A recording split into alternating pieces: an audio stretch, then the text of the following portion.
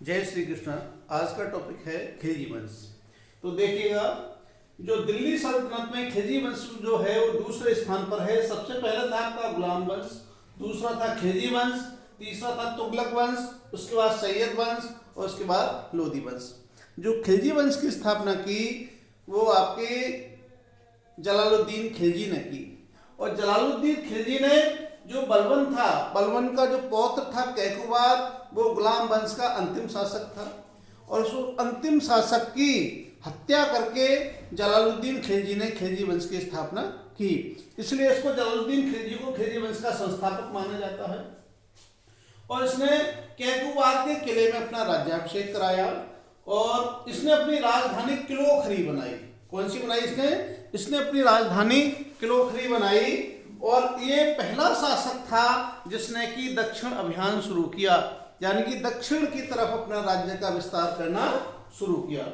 उसके बाद ये इसका जो भतीजा और दामाद था अलाउद्दीन खिलजी। तो अलाउद्दीन खिलजी एक बहुत महत्वाकांक्षी व्यक्ति था और इसको उन्होंने उसमें सूबेदार बना दिया।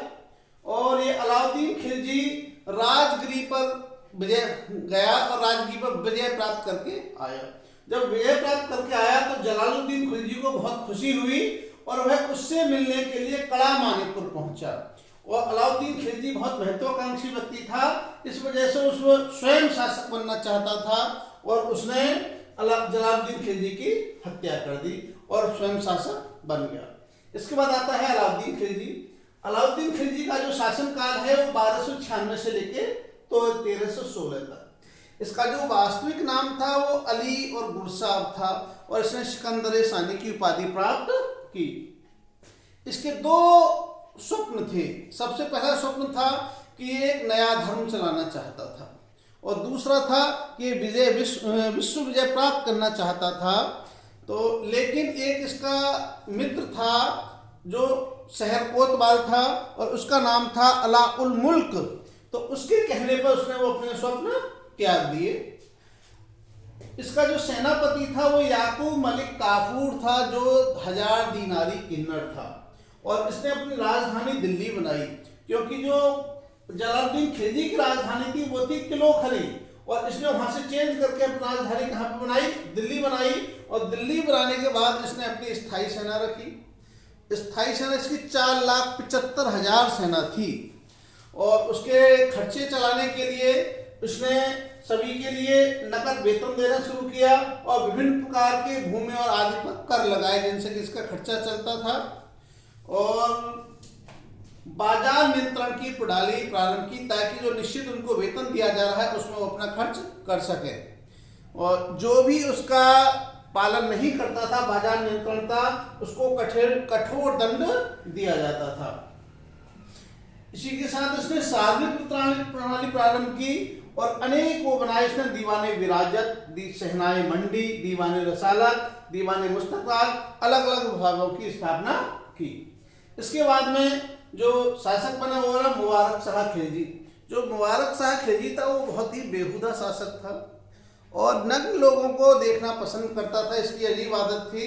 और कभी कभी तो स्वयं भी ये दरबार में नग्न होकर के आ जाता था और बैठता था।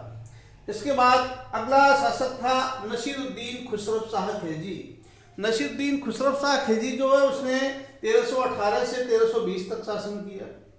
और ये नसीरुद्दीन खुसरो शाह खिलजी जो था वो हिंदू से परिवर्तित होकर मुसलमान बना था, तो इसलिए इसका हिंदुओं के प्रति झुकाव था और इसकी इस वजह से ही जो मुसलमान लोग थे उनमें इसकी विरोध की भावना उत्पन्न हो गई।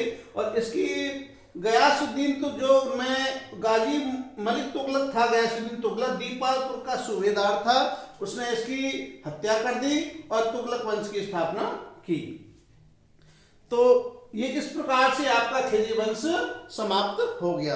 और इससे अगला वंश होगा आपका तुगलक वंश। तुगलक वंश के बारे में अगली वीडियो में बताऊंगा। यदि आप लोगों को ये वीडियो पसंद आए और ये विशेष रूप से उत्तर प्रदेश पुलिस में जो आरक्षी की सेवा, आरक्षी भर्ती है, उसके लिए बेहद ही महत्वपूर्ण है। यदि आप लोगों को ये वीडियो पसंद आए तो अपने मित्रों के लिए शेयर करें और यदि आप जितनी जल्दी एक प्रत्येक व्यक्ति एक एक और सब्सक्राइब कराएं, एक एक मित्रों के लिए सब्सक्राइब कराएं और बताएं कि किस किस टॉपिक पे आप वीडियो चाहते हैं, तो उसी के अनुसार मैं वीडियो तैयार करूं। जय श्री कृष्ण।